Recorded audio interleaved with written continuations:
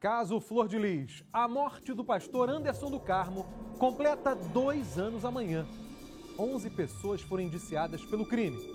Mas até agora, a data do júri popular não foi marcada. A reportagem é de Adriana Oliveira. Um crime planejado e executado em família. Um assassinato que chocou o país pelo grande número de pessoas envolvidas. O dia é 16 de junho de 2019. O pastor Anderson do Carmo, marido da deputada federal Flor de Lis, é assassinado com mais de 30 tiros. O crime foi na garagem da casa em que ele morava com a mulher e 55 filhos em Niterói, na região metropolitana. Flor de Lis disse à polícia que o marido havia sido vítima de um assalto que resultou na morte dele. No dia seguinte, no velório de Anderson, o filho biológico de Flor de Lis, Flávio dos Santos, foi preso, apontado como autor dos disparos. Horas depois da prisão dele, o irmão adotivo, Lucas dos Santos, também foi preso sob suspeita de ter conseguido a arma do crime encontrada na residência da família. Mesmo diante das prisões e suspeitas que recaíram sobre a família, Flor de Lis sustentava a versão de latrocínio, que aos poucos ganhava inconsistências. 2 questões de ordem. Primeiro, Flor de Lis chega com o Anderson do Carmo e não tem ninguém os seguindo. Depois que eles entraram na casa, ninguém mais entrou. E a segunda questão de ordem, o Lucas entra na casa momentos bem antes do crime consumado e sai.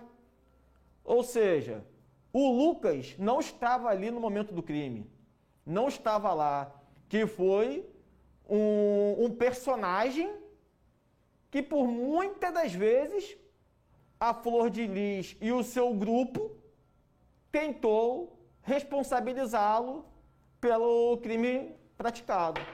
Em novembro de 2019, o Ministério Público acusou Flor de Lis de ter fraudado uma carta onde Lucas confessava ter executado o crime. Mas as investigações provaram que a carta era falsa.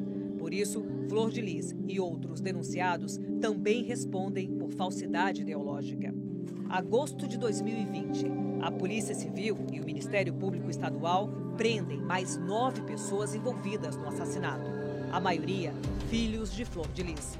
A partir de depoimentos de testemunhas, a polícia chega aos seguintes acusados: André Luiz de Oliveira, ex-genro de Flor de Lis; Marzi Teixeira, filha adotiva; Simone dos Santos Rodrigues, filha biológica da deputada; Carlos Ubiraci, filho adotivo; Rayane dos Santos Oliveira, neta de Flor de Lis e filha de Simone; Adriano dos Santos Rodrigues, filho biológico; o ex-PM Marcos Siqueira, o preso que entregou a carta de Lucas a Adriano, e a mulher dele, Andréia, que intermediou a negociação do documento falso.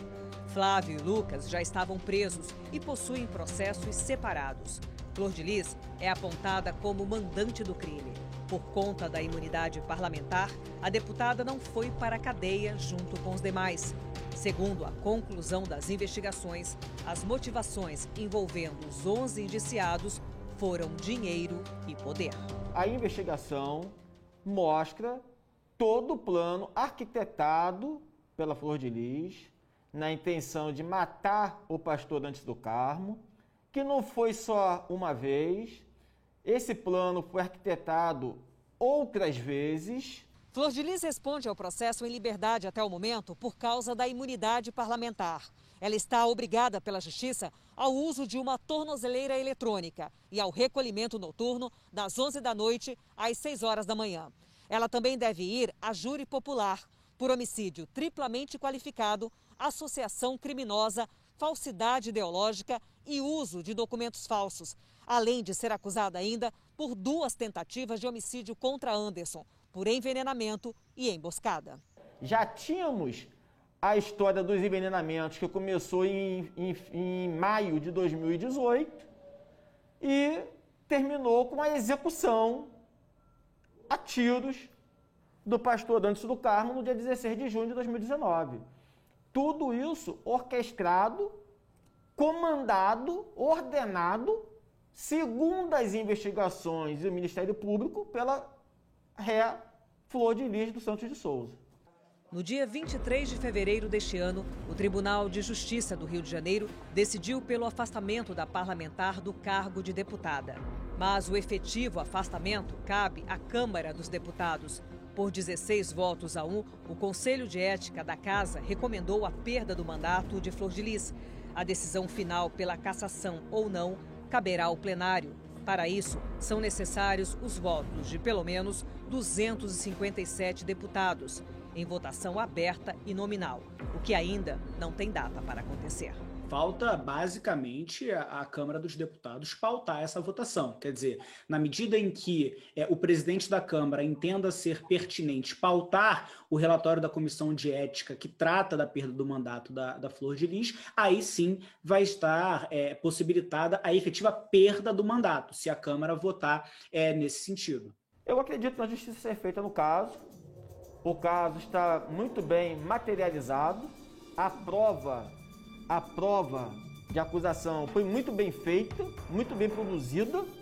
E aqui emendando, eu acredito também, ou vou tentar acreditar, né, no plenário da Câmara dos Deputados, de pôr em mesa o quanto antes o relatório aprovado do Conselho de Ética para cassar o mandato da deputada réa Flor de Lis dos Santos de Souza. A defesa da deputada federal Flor de Lis foi procurada pela nossa produção, mas preferiu